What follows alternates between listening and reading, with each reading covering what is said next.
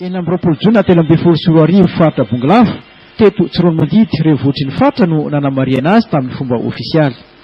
400 tany ho any no nanao ny matso.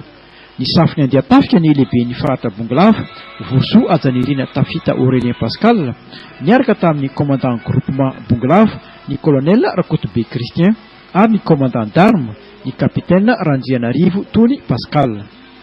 Tonga nanome voninahitra ny lanonana ny ministry ny fambolena Ravatomanga Roland. Enina mianadahy no nahazo maro-boninahitra ka 3 officier de l'ordre national malagasy ary 3 chevalier de l'ordre national malagasy. Nomena anireo atleta sy mpanakanto nanafana ny fetiny eny amby roapolo jona koa ny fankasitrahana azy ireo avy tamin'ny fiadidinan'ny faritra sy ireo malala-tanana. 5 amby roapolo jona arivo samy nankafy ny ankantony loko marevaky ny afomanga ny mponiny Tsironomandidy.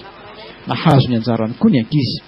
Arendrina 2 arivo isa miampy vatomamy 100 kilao no nozarain'ny membre ny CST Ramahery Ajanirina anireo ankizy teto Tsironomandidy sy ny manodidina. Ny fety tokoa arak'izany ny taty Andrenivohitry Bongolava.